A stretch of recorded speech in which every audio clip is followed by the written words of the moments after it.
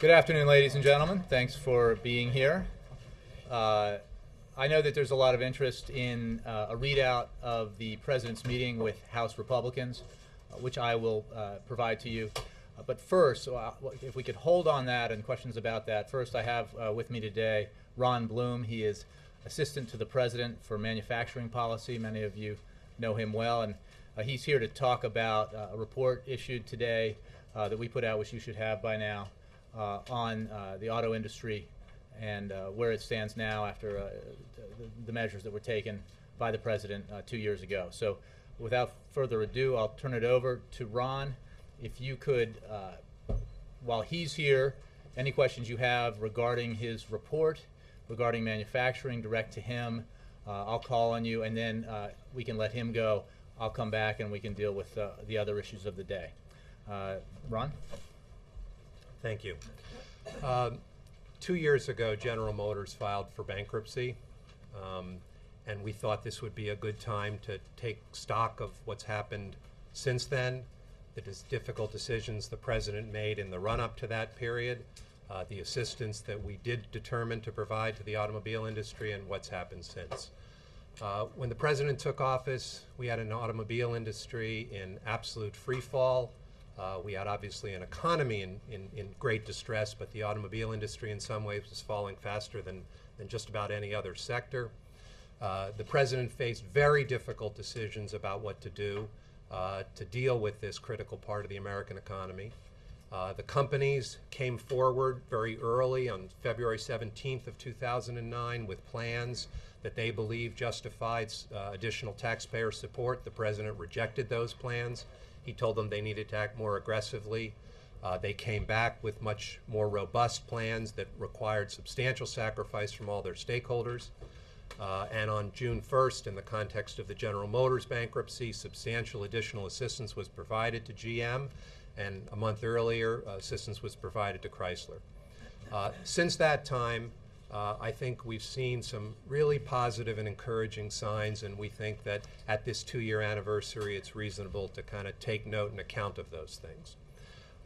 In the last year, the Detroit Three have all gained market share, they have all added jobs, and they've all shown the ability to make money. They're all making substantial profit.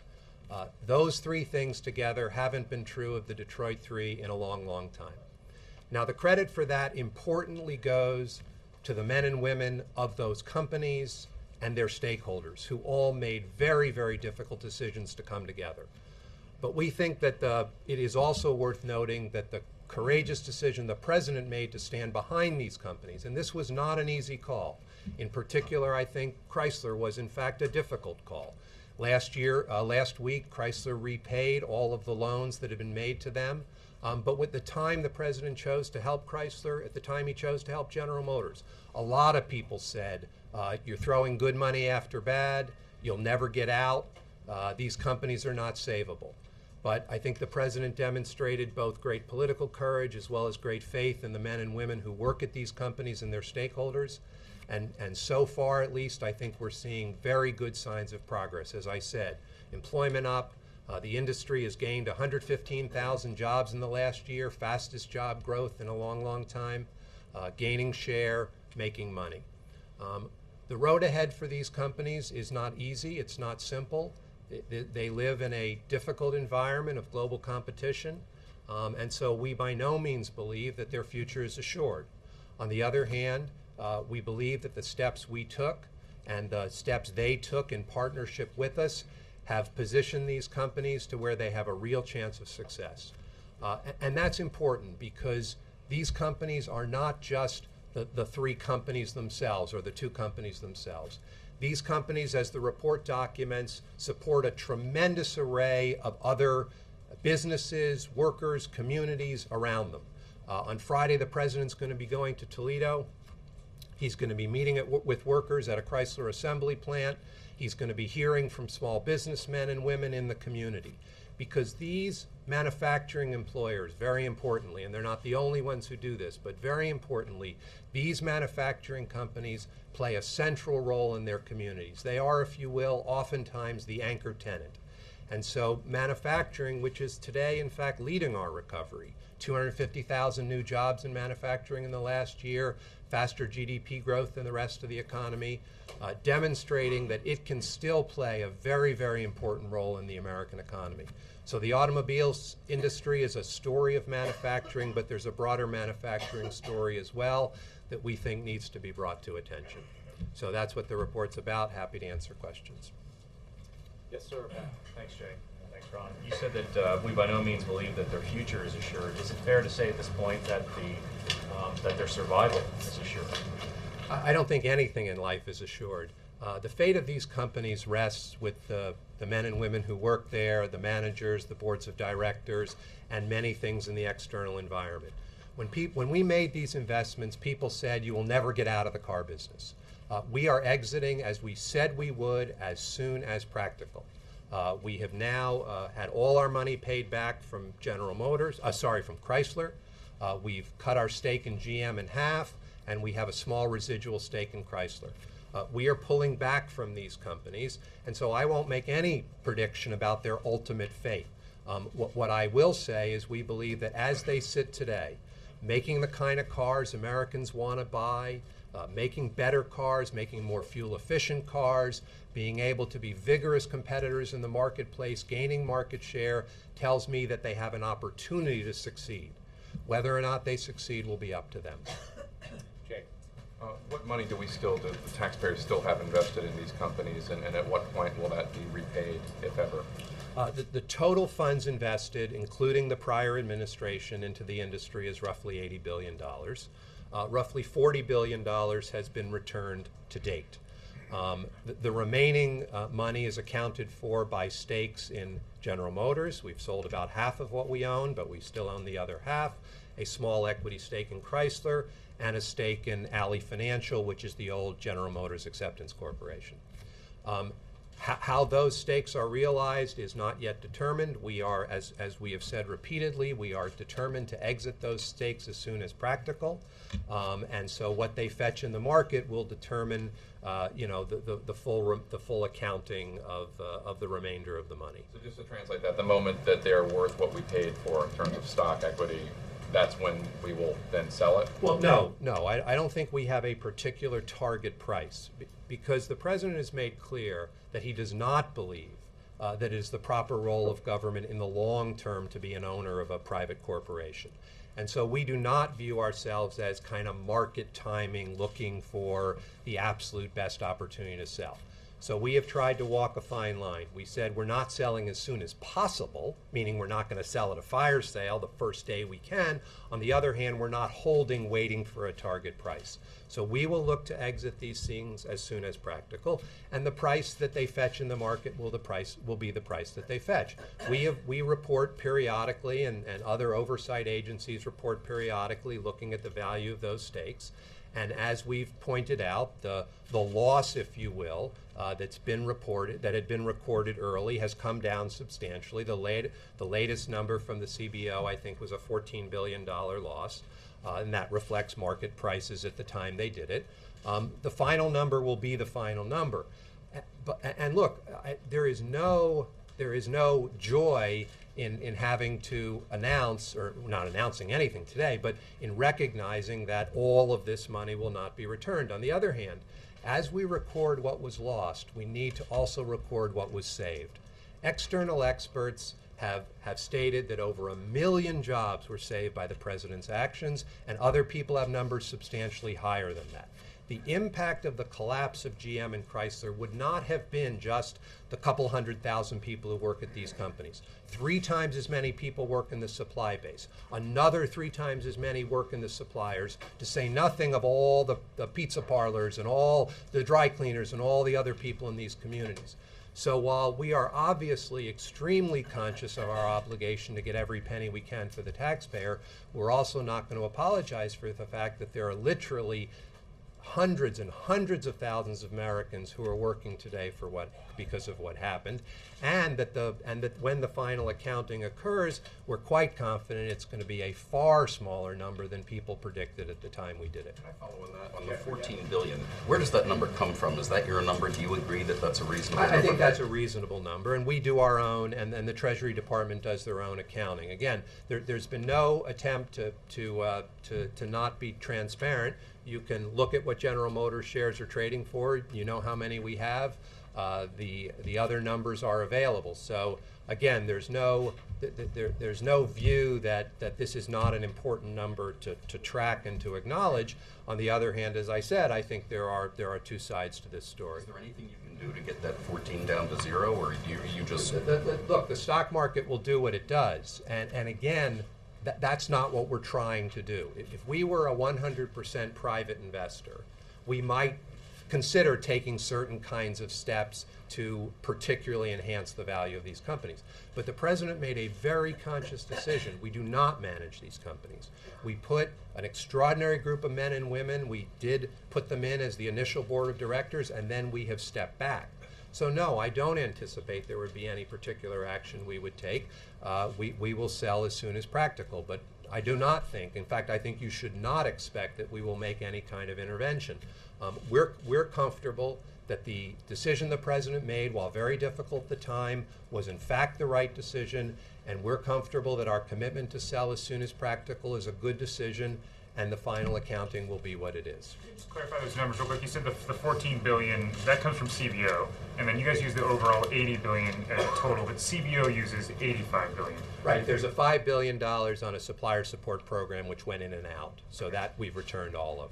Oh, thanks. And then in terms of market share, how much of the increase of market share had to do with supply disruptions from the earthquake, and then prior to that, the Toyota, braking scandal? How much of this is positive as opposed to negative? Right. The recent problems in Japan are quite recent, and so the gains in market share come before that. Obviously, Toyota had some challenges last year, but that does not explain the entire gain in share of the big three. Look, the big three are making better cars, and they're making better fuel-efficient cars. The Chevy Cruze is selling off the lot. The Ford Focus is a big seller. The Volt is the car of the year. So obviously there are up and down numbers, and obviously some of the competitors have faced challenges. But I don't think there's any doubt that these three companies, Chrysler has gained market share, retail market share, 13 straight months.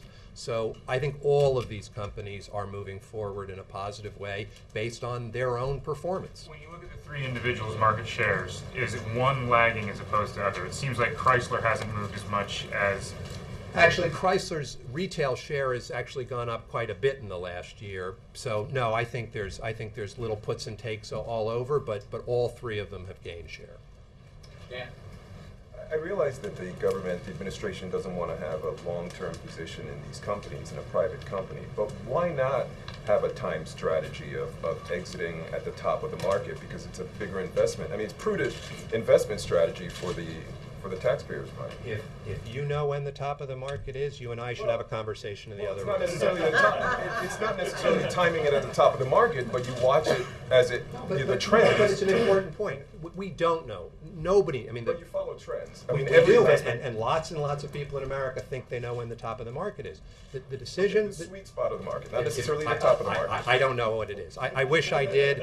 And again, if you can tell me, I really do want to know, because I can stop having to do this. No, but I want to make Stockbrokers do it all the time. You sell when you think some are right, and some are right, and some are wrong. But what you're saying is but that there's no strategy for that at no, all. there's not. But here's why. No, I didn't say we would sell whenever we wanted to sell. What I said was we would responsibly sell as soon as practical. That does not mean as soon as possible. Obviously, tomorrow morning we could sell it all if we wanted. We've chosen not to. But we have to be very careful here.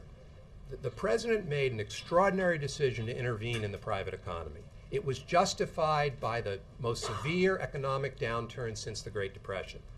That is not the normal way that a government ought to behave toward private actors. And the longer you stay in, the more you signal to the market that the government intends to be in the business of owning companies.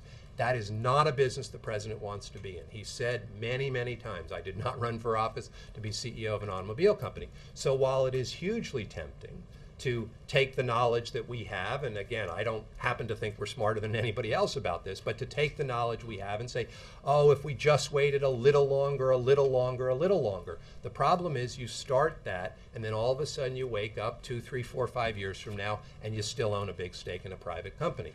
So I think our decision, which we set up long ago, and again, I think the most important thing you need to do in situations like this with markets is be transparent. So we told people what we were going to do.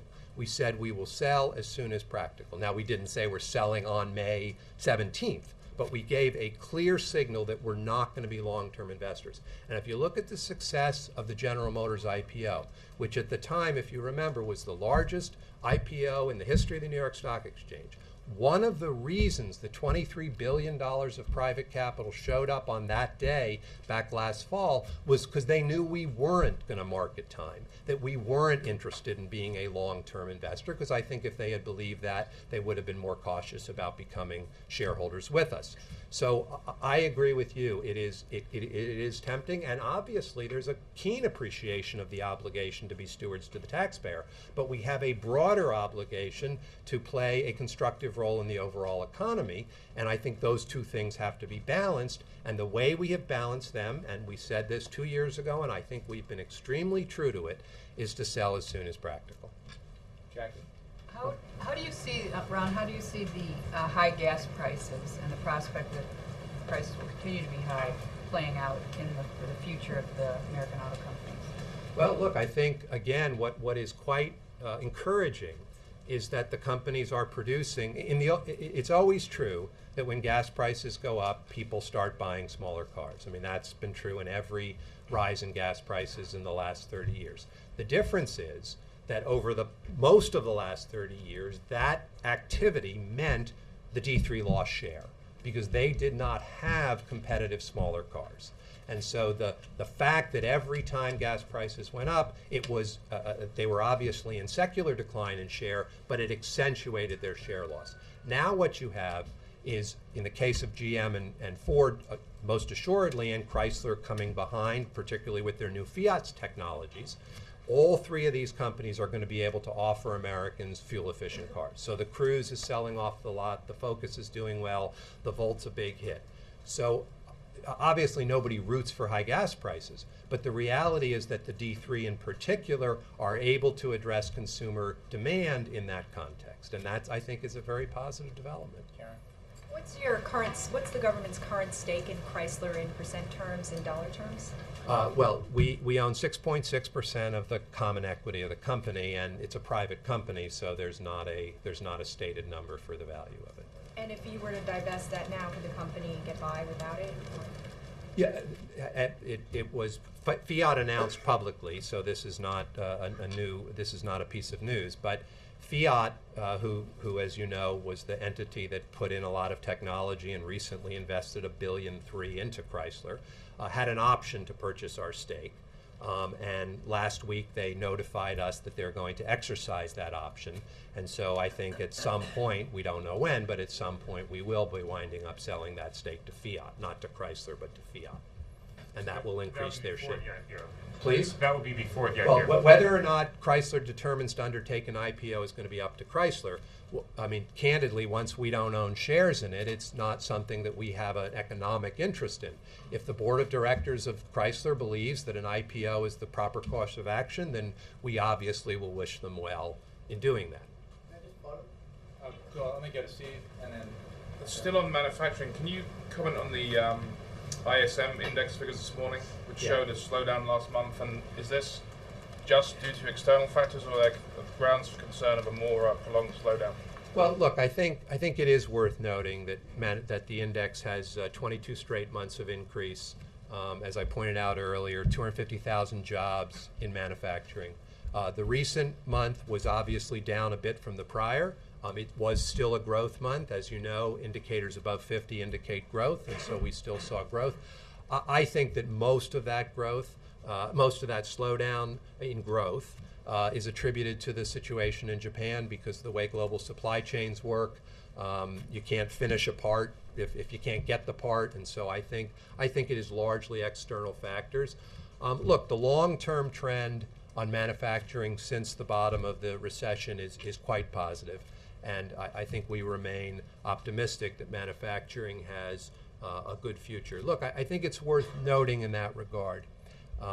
In the last year, there is a very different attitude both in the corporate sector as well as in a lot of the academic and other people who follow manufacturing about the future of manufacturing in America. You are now seeing sophisticated analysts, reports talking about America as a very competitive place to manufacture. You're seeing corporations talk about insourcing in a way they haven't before. So while I absolutely would expect month-to-month variations, I do think that we are in a good place. We're not where we want to be yet. There's obviously still a huge distance to go, but I think the trends in manufacturing remain good. Why did that happen? Why did what happen? Why are things suddenly looking good? Well, that's something for academics to speculate on. I think part of what's happened is that the American manufacturing economy has been revealed to be the most productive manufacturing economy in the world. And I think there's just a growing recognition among corporations and among others as well that this is in fact a good place to make things. And if you look at the data again, that there are jobs being added, first time in a long time that absolute job growth in manufacturing is occurring. The American manufacturing economy has been becoming more productive for a long time, has in fact been a leader in our economy in productivity. But these trends are funny, and when they sort of appear to people and when they occur to people is hard to predict. But I think what you're getting is a growing consensus, not that we're out of the woods, not that there aren't enormous challenges, but people are taking a new kind of look at America as a place to make things than they were, say, 5 years ago. Yes, sir. You said the taxpayers will be repaid at something. $14 billion, it'll be lower than that amount. No, I didn't say that. I said we will get back what we get back when we sell the shares. You said you thought it would be smaller than $14 billion. I don't think I said that. Well, how much? What's your best guess? I don't have a best guess. I'm not going to make a prediction about that. It will be what it is, and everyone will score it up when it happens. And not to belabor the point, but you said we'll know when. But you're going. What are the conditions when you think it'll be right to resell? I mean, how do you define that? Again, I want to try. It's just nobody likes this answer, but I'm afraid you're not going to get a different one. We are committed to exiting these stakes. We're not committed to exiting them at the absolute first opportunity. We're committed to exiting as soon as practical. You can watch our behavior and you can see what we did. In the case of General Motors, we and the company decided to undertake an IPO as soon as we believed the company was ready and would be well accepted in the market.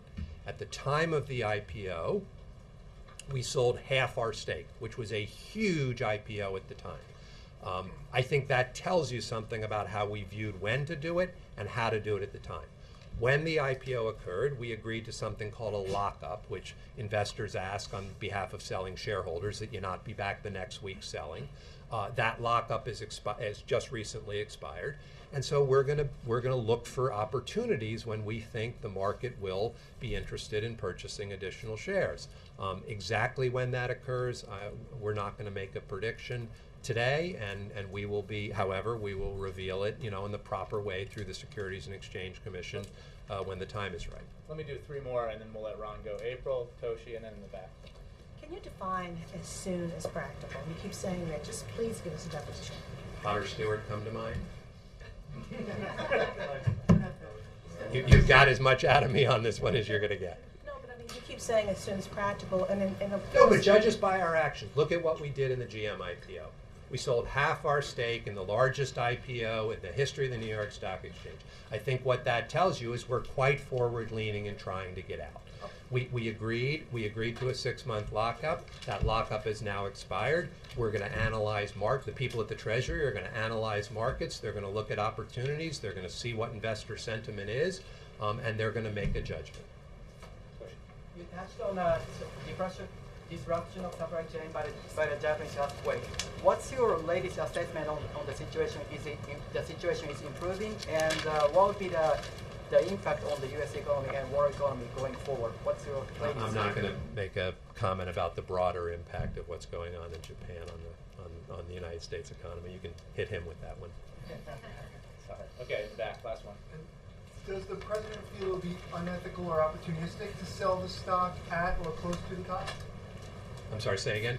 Does the president feel it would be unethical or opportunistic to sell the stock at or close to the top? No, I don't think that's it at all. I think we just don't think we know where the top is. No, I don't think it's a question of ethics or anything. I think it's a question of a principle that we've adopted, that we don't think we should be a permanent or long-term player in the private economy, and we're trying to be true to that principle. Thanks very much. Thanks, Ron. Appreciate it. Thanks, Ron. Thank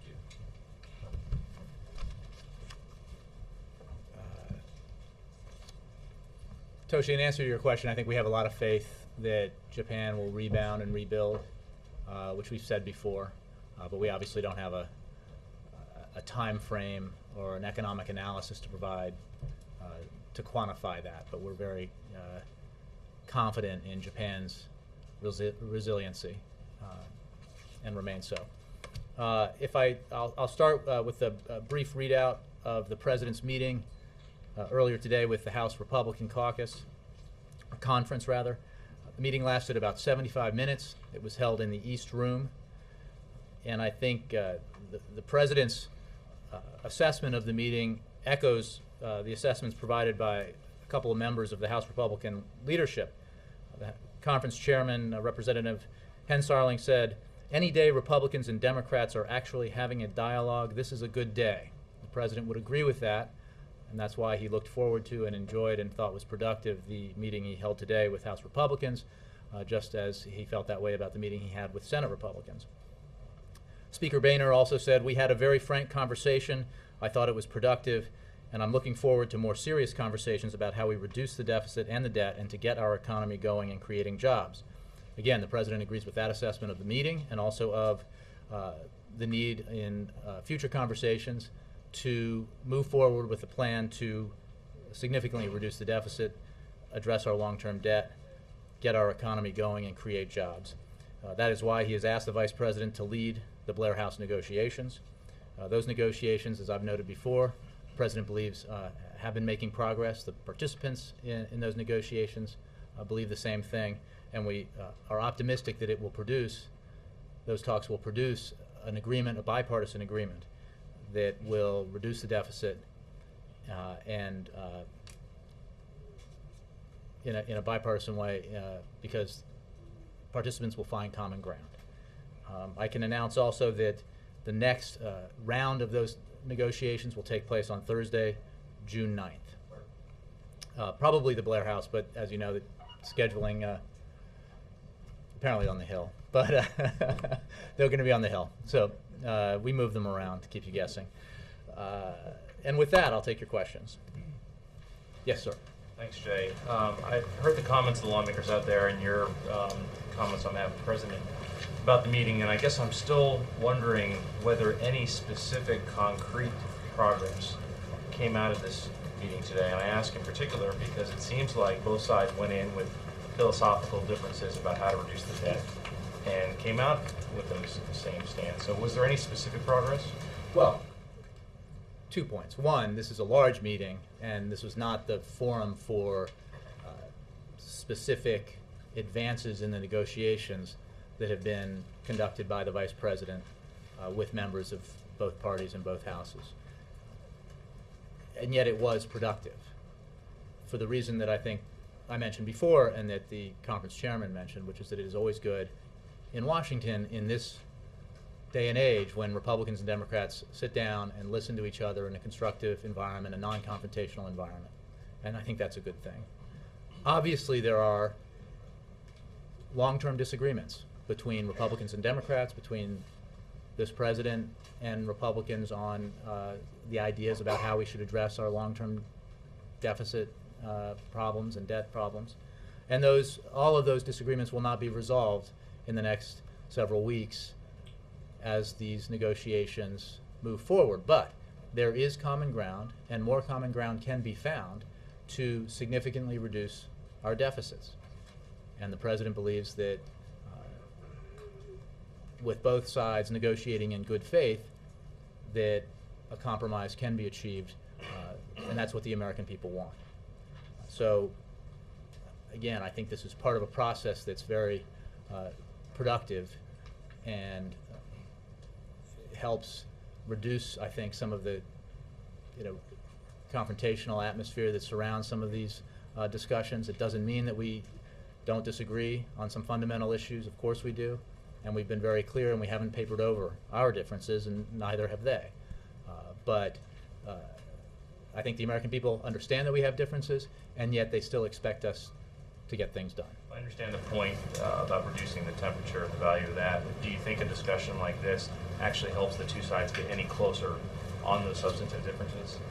I think it helps in that it allows everyone in the room to look each other in the eye as one member makes a case for the Republican position and the President answers questions, to understand that each side holds very strong opinions about certain issues, that there's a lot of overlap in terms of what the goals are here, and that there's overlap in terms of what some of the solutions are. And sometimes you miss that when you only hear the monologue that passes as a dialogue when each side is talking to each other through the press. So the President feels very strongly that this was a useful thing to do. One last question. Representative Ryan said he made the case in his terms for his Medicare plan, and doesn't want the President to be misdescribing it, as I believe he put it. Is that what the President thinks he's doing? Is he misdescribing this plan? No, he doesn't. And look, as I said, there is no question that there are differences. There is no question that on the issue of Medicare, we have significant differences. And what the President has made clear is that he doesn't believe that we need to end Medicare as we know it, to dismantle the program as it currently exists in order to achieve significant deficit reduction.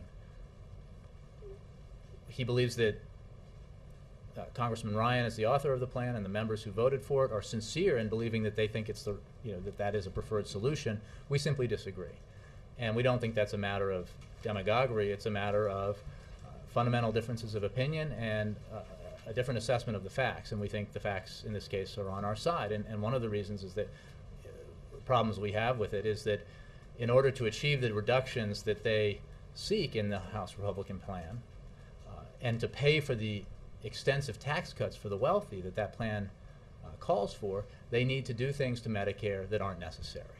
And it produces an unbalanced plan, puts too much of the burden of deficit reduction on the shoulders of seniors, of low-income children, and the disabled.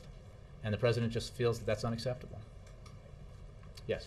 What specifically did the President tell the Republicans about the debt limit? And the Republicans who came out of the meeting said it was discussed at the beginning of the meeting. It didn't necessarily take up a lot of time. That's accurate. It did not take up much time at all. The President made clear that he believes that there is no margin here for in any way casting doubt on the possibility that the debt ceiling would be raised, that the effect of even suggesting that it won't happen could be highly negative and could have dire consequences for our economy and the global economy. But it is accurate to say that that was not a focus of the discussion. And I understand that Secretary Geithner was in the meeting. I don't think he said anything, because that's what I heard. My understanding is that I know he was in the meeting. My understanding is the President did most of the talking for the White House, for the administration. And Secretary Geithner is going to Capitol Hill tomorrow. Does that indicate that you're worried the message isn't getting across to Republicans about the debt limit? I think it indicates how seriously we take this issue, and that the Treasury Secretary in particular can address the particulars and the substance of why it is so essential to raise the debt ceiling, the consequences of not doing it, and the impact it would have on global markets, on interest rates, on economic growth and job creation.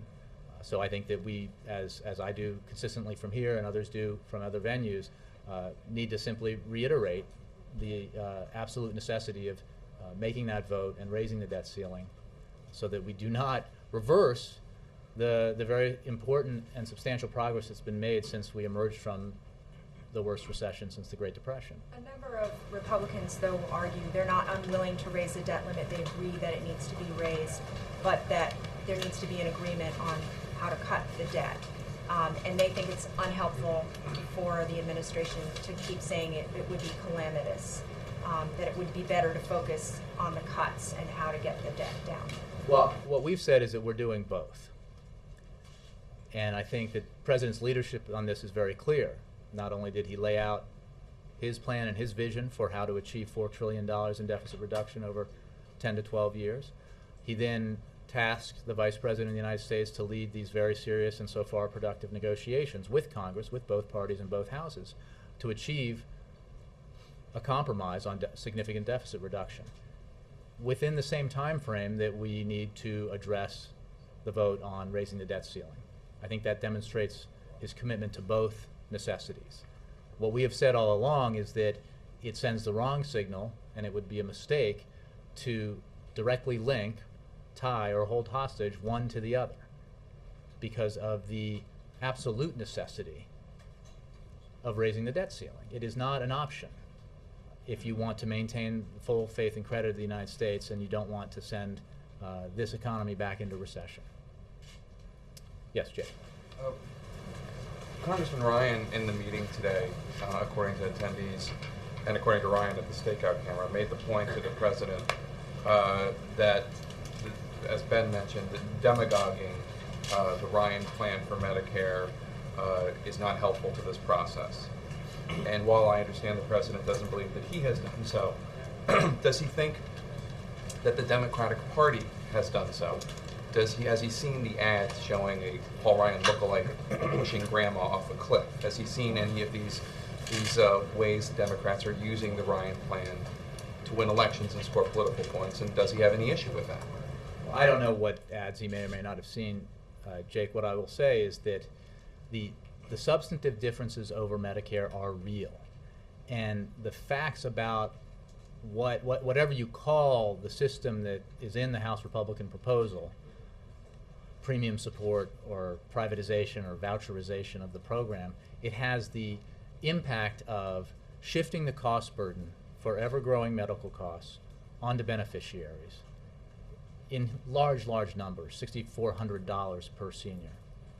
That's just an inescapable fact. And our argument is you don't need to do that. You can find savings in Medicare and entitlements, as the President has already, through the Affordable Care Act, and as he has proposed further in his future-oriented proposal.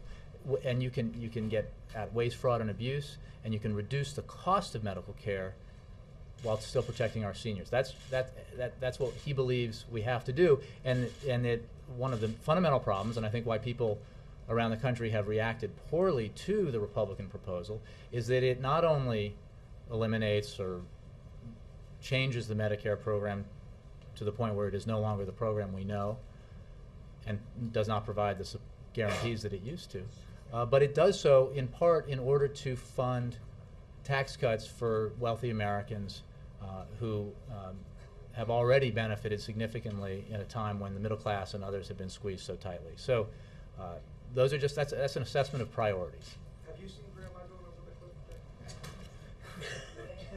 cliff? I haven't, no. Is that type? I understand that there is a philosophical, legitimate philosophical difference that the President has. The President fundamentally believes that it does not, that we need a bipartisan solution, that we need to work together and find common ground. So does his party running ads showing Paul Ryan pushing grandma over a cliff help that bipartisan process? I think that the decisions and the negotiations that will produce a result and demonstrate this President's commitment to significant deficit reduction, as well as Democrats in Congress and Republicans in Congress, occur here in Washington. And the fact is that we can achieve that in a way that the American people can feel that each side moved off its starting position, accepted that it wasn't going to get 100% of what it wanted, that no absolutist positions prevail in Washington. That's the nature of our system.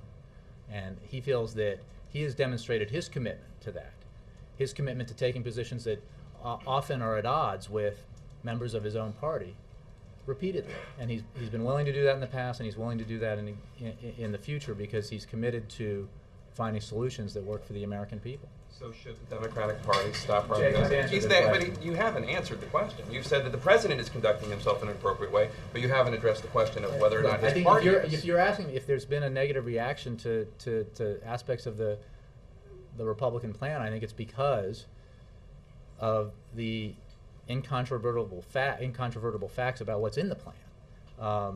You know, and our opposition to those elements of the House Republican proposal we have not at all papered over.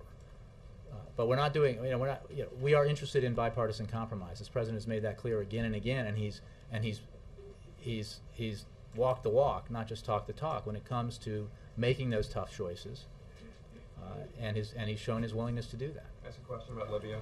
Yes, but then The let's quick move question on so about Libya. others get a chance. The question is that there's a resolution being offered by Congressman Dennis Kucinich that would stop U.S. Military intervention in Libya, and there are House Democrat and House Republican leaders who are concerned that it actually could pass because there are enough House Republicans who are frustrated with the consultation process and with what's going on. Is the White House aware of this? Is the White House doing anything about it as a concern? Well, we're obviously aware of what happens on Capitol Hill and are aware of this in particular, but as I've said before, we feel strongly that the President has acted in a way that is consistent with the War Powers Resolution. He looks forward to and would be happy with support, demonstrations of support by Congress, and similar to the Kerry McCain proposal that's been put forward. We'll wait to see whatever action Congress takes. In the meantime, we welcome the announcement today by NATO that it will extend its mission in Libya for 90 days. We feel that mission has been successful thus far, and in its mandate of protecting Libyans from attacks by the Gaddafi regime, and we continue to participate in that mission. Dan. I want to go back to the tone of the meeting today. Was it at times confrontational? Were there sharp exchanges, and were Republicans challenging the president directly? I think it was a very frank discussion, Dan, but I would not say it was confrontational. In fact, I think it was productive, and while nobody hid from the fact that there are differences, that it was a useful conversation, and I think that's what I heard when I watched some of the Republican members go out to the stakeout after the meeting, and we agree with that. It doesn't mean we don't have differences, but it means that we can, or they can, as elected officials sent here by their constituents to represent them in Washington, can have conversations. If they're Republicans, they can have conversations with Democrats, and if they're Democrats, they can have conversations with Republicans. And out of that dialogue comes agreement. Not on every issue, but on substantial areas that can allow us to move forward. And I think that's what the American people expect out of us. And beyond the fact that everyone was quite pleased that both sides are sitting down and talking, but there is this dialogue. Was there any real movement? Beyond the starting point, as you pointed out. Well, yeah, I think I was asked this before. This was not the forum with that many people in the room to put out proposals and spreadsheets and start negotiating details. That is happening in the negotiations led by the Vice President. But it was an excellent opportunity for the President to hear from House Republicans, and for the House Republicans to hear from the President. And I think that is a useful exercise, almost on any occasion, but in particular on this occasion. Yes, sir. House Speaker Boehner, as a matter of principle, has said that the cuts that are agreed to ought to be at least as big as the raising of the debt limit. Is that, just as a matter of pure principle, is that something the White House can go along with? I don't really have a a reaction to that as a matter of principle. I think that the details of the size of a deficit reduction package are being worked out by the bipartisan group that is meeting with the Vice President, and I don't want to get ahead of them. And then I think the Treasury Secretary is our lead on what we think the debt ceiling vote should look like and the size of it. So I don't want to, and we think they are distinct and separate issues. But I haven't heard any principle from the White House that would violate, right? This is just a question of where you fit it in. Again, we think they are. We understand that there is linkage in the sense that some members have insisted that there be deficit reduction. We agree with the sentiment that we need to seriously attack our deficits, but we also think it's an absolute necessity to raise the debt ceiling. And we, again, you're not going to hear us link them in that way because we think they should not be linked directly. We believe that we can take action, positive action on both within the same time period. But again, we're not going to link them directly in that way. Yes, Chip, sorry. Push on the need for revenues as part of this package? The President made clear what his positions are, as he did in his speech at George Washington University, and as he has repeatedly since then, and as other members of his team have. Again, there's not going to be agreement on everything. There will be disputes on budget matters between Democrats and Republicans next year and the year after, and probably the year after that. I can guarantee that. But there is room for compromise on a number of areas that will allow us to reduce the deficit significantly and move this process forward. In the end, will revenues be part of this deal? Look, we obviously feel strongly that you need to take a balanced approach if you're going to come up with significant, in our proposal, $4 trillion of deficit reduction over 10 to 12 years. That would have to include addressing spending in the tax code. It would have to include the issues the President has laid out. But we understand. No, there were no lines drawn in the sand, and there were no lines drawn in the sand. The process for negotiating the particulars takes place in the conversations being led by the Vice President. Our position is well known. The President's position is well known. Obviously, the Republicans, some of them anyway, have made their position well known in terms of what's on the table. What stays on the table depends on the progress being made in those negotiations. Yes, Mike. Any reaction to this letter that Speaker Boehner produced, signed by more than 150 economists, calling for spending cuts that exceed the debt limit increase? We touched on it a little bit, but the specific letter, any reaction to that? Again, I think that's these are two important goals that need to be achieved. One is significant deficit reduction. We agree with Republicans and Democrats that needs to be done. That's why the President put forward a plan that has $4 trillion in reductions. That's why he asked the Vice President to lead these negotiations, which have been, we feel, productive thus far.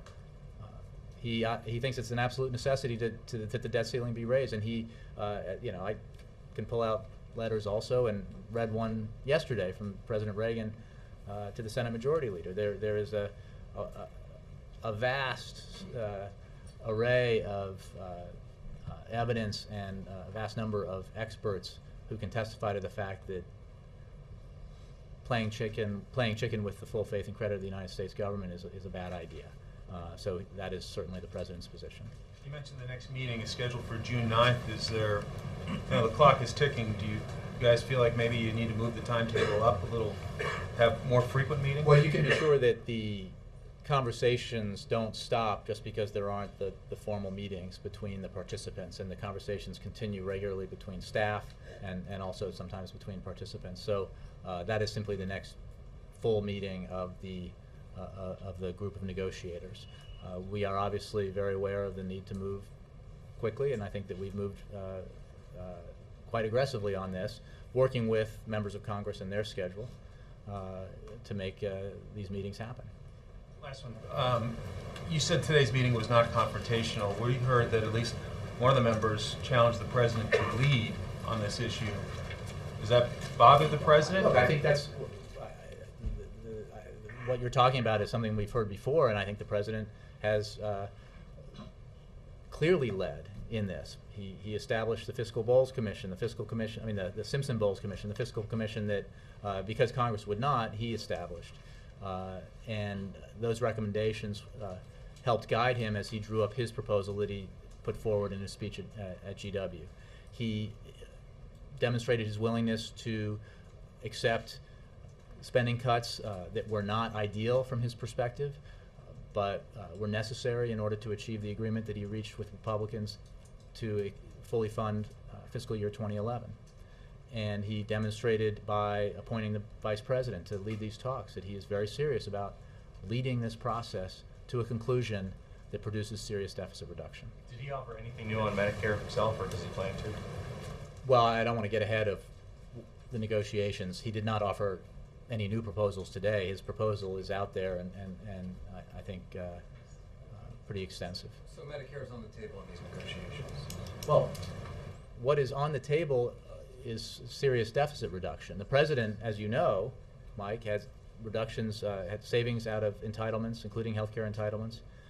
In the Affordable Care Act, he had savings, additional savings out of entitlements in his vision for future deficit reduction. Our beef, if you will, with the Republican proposal is not that you can't find some savings. It's that you do not have to undermine the fundamental guarantee of Medicare, undermine the Medicare program, essentially end it as we know it, in order to get substantial savings, in part to pay for a tax cut for the wealthy. We just don't think that's the right arrangement of priorities. So there's no linkage and there's no grand bargain, but how soon does the president believe that Medicare needs to be reformed? I mean, the life expectancy of Medicare, if you will, was recently downgraded by I think 6 years. You're forgetting, I assume, that there were significant Medicare reforms in the Affordable Care Act, and in fact, the only aspects of the Affordable Care Act that Congressman Ryan and his plan retained, not the protections it offered, but were the savings in Medicare and Medicaid that are put forward in that. So, and again, the president's put forward other reforms. We believe in making it stronger, making sure that guarantee exists for seniors in the future, and that involves some reform and finding of savings, but it does not involve ending the program as we know it. Finally, Secretary Geithner has said, and I think you have said, or other administration officials have said, that they've been assured by Republican leaders in the past that there would be a debt ceiling, the debt ceiling would be raised. Did the Speaker reiterate that assurance today? I don't want to speak for the Speaker, but my understanding is the President addressed this issue. I don't know that there was a further conversation. It is true, as mentioned earlier, that it was not much of a topic of today's conversation. Given the vote yesterday in the House, do you believe that that assurance is still operative? Well, I believe that the leaders in Congress of both parties understand fully that it would be extremely dangerous and would have highly negative impacts on our economy if we were not to raise the debt ceiling. So yes, we believe Congress will act, and we believe it's important that no one cast doubt on or create doubt about the possibility that Congress will act. Yes, Carol. Congressman McCarthy said he wanted something more specific from the president on deficit reduction, something that could be scored by the Congressional Budget Office. Is that something the president intends to do? Well, the president put forth, I think, a robust and comprehensive proposal in his speech at George Washington University. I think we are now in a situation where, in the negotiations being led by the vice president, they are getting into specifics. And we do not need another proposal out there. Our ideas, their ideas, ideas of others are known and out there and available for discussion in these negotiations. I think slowing down the process is not in anybody's interest. Just more broadly on the economy, I mean, we've seen the housing market is struggling again. You've got the manufacturing numbers and other indicators that the recovery is not going as well as maybe it was. Has that had any impact on the deficit talks that the vice president is holding? Does it make the president rethink perhaps spending cuts or his position on tax increases? Well, I think we addressed this a little bit yesterday. Obviously, everyone is there, we believe, in these negotiations because the end goal here is a stronger economy and greater job creation. The president's view is that we should do nothing in these talks that undermines some of the foundation that we have to have in order to grow in the 21st century, and that's why he feels very strongly we need to protect investments in education, research and development, and infrastructure.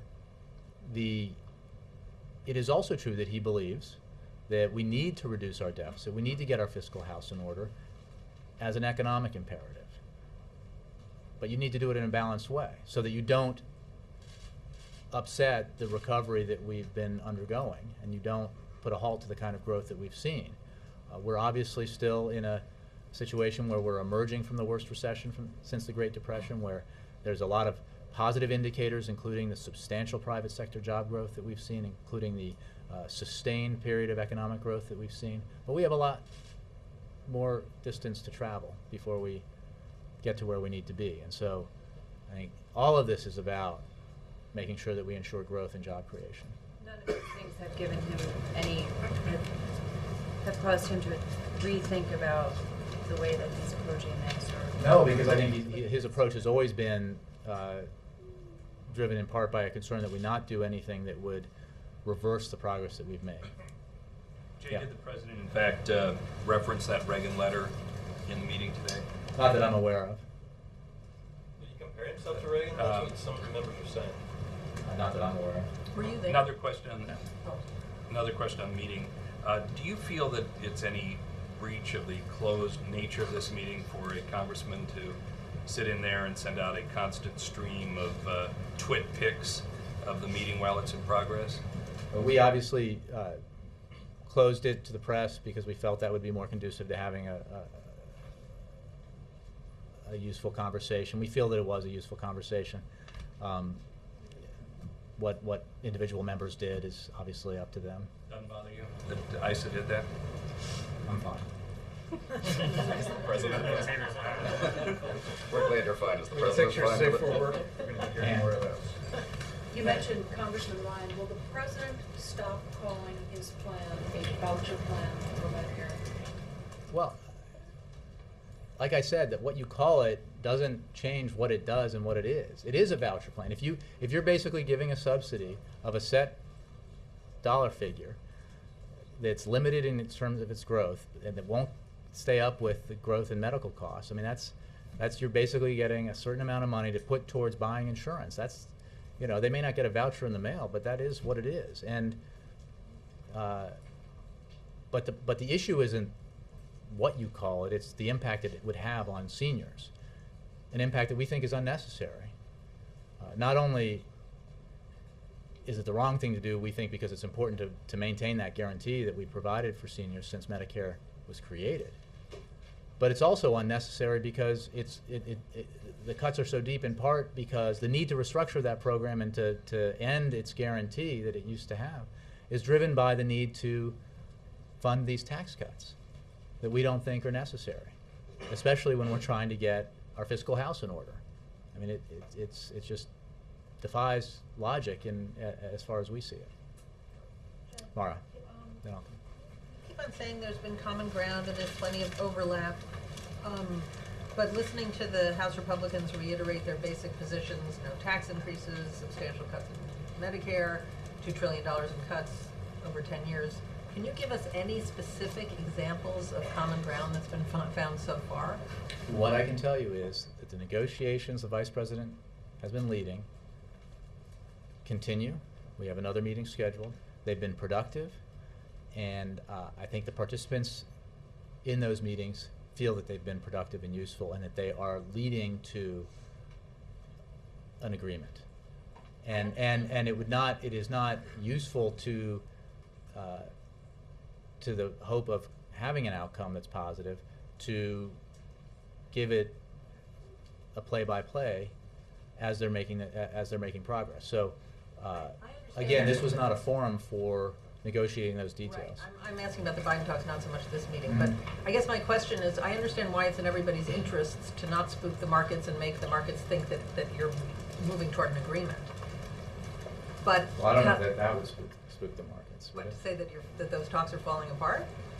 Well, no. First of all, they're not, and I'm right, not. But what I'm saying is, other than the need to say that they're productive, you can't point to any specific example of how they're productive. I'm not asking you to negotiate in public, but it just seems that there's no sign of overlap. You keep on saying there is, but again, the sign of overlap is that we share the same goal. roughly $4 trillion over 10 to 12 years.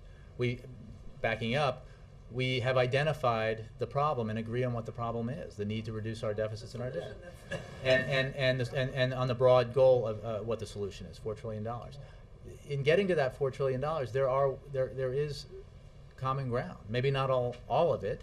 As I said, there's no doubt in my mind, and I'm sure no doubt in yours, that Republicans and Democrats will continue to disagree and have disagreements on substantive issues about budgeting and the economy for years to come. But there is enough common ground, especially if each side is willing to move off its starting position to achieve significant deficit reduction. And I know that you can be skeptical about it, as people were skeptical about the potential for compromise in December and skeptical about the potential for compromise during the CR discussions.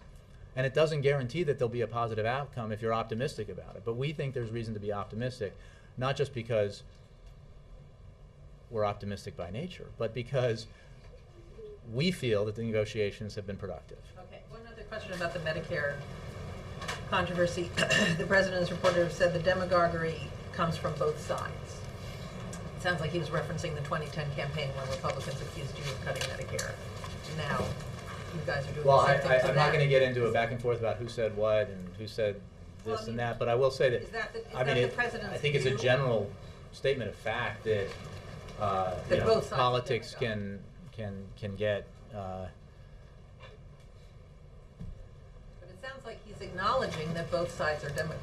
No, again, I'm not going to comment on what he may or may not have said in terms of the dialogue in each sense. I think that the president made clear that he's committed to trying to find common ground, that there is no way to get a solution that's not a bipartisan solution, and so that requires an atmosphere where Republicans and Democrats who are in the room negotiating have a certain level of trust, and he's committed to that process. So, beyond that, I'll leave it. Yes, sir. John Brennan has gone to Sudan and he's going to Saudi Arabia. What's his assessment of the situation in Sudan, and what progress do you believe was made there? And how urgent is the situation between the U.S. and Saudi Arabia? What do you hope will be accomplished in those meetings? Well, first of all, you're right that he's making these trips. I mean, we've made our views known on Sudan and our concern about what's happening there. Very clear, and Mr. Brennan is there to assess the situation there. And in terms of Saudi Arabia is an important partner, and we are in regular contact at a variety of levels with the Saudi government, and I think that this is just part of that sort of continued contact. I'll take one more from Jackie. Separate from all the talk about the long-term budget cutting, Mr. Cantor indicated there was talk that the Republicans are opposed to any sort of further stimulus for the economy. What was the president's response to that, given that we have job numbers coming out this week, unemployment is at the highest level since the Depression? What does he feel about the current economy and going forward? The president feels, as you know, that we need to further the growth in the economy and the growth in job creation that we've seen in the past several months and quarters. I don't have a specific readout in terms of, because this discussion wasn't about stimulus. It was about the overall economy and specifically about deficit and debt reduction. I mean, the president feels that we need to make, as I've mentioned before, precisely for the reasons that you mentioned, we need to continue to make key investments to undergird our economy that allow us to grow in those sectors that are so vital to sort of future competitiveness. And he made that point very clearly today.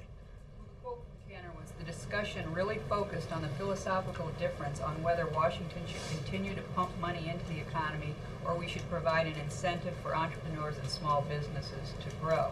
The president talked about a need for us to continue to quote-unquote invest from Washington's standpoint, and for a lot of us, that's code for more Washington spending. Well, the investments that the president was referring to are the investments I just mentioned.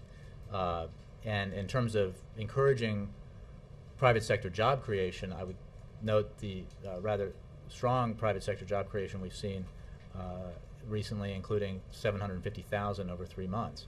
The president has taken dramatic action in 17, I think, maybe more small business tax cuts designed specifically for that purpose. And the Republicans also talked a lot about regulation, and I think those of you who were here last week saw the significant action that we've taken charging agencies to review all the regulations under their control to find ones that are no longer efficient, are overly burdensome, and to report out on those so that they can be changed. So we've taken a very aggressive approach to reducing or eliminating the regulations that are no longer necessary that in any way impede economic growth. So I think we agree on the need to create jobs and to grow the economy. Thanks.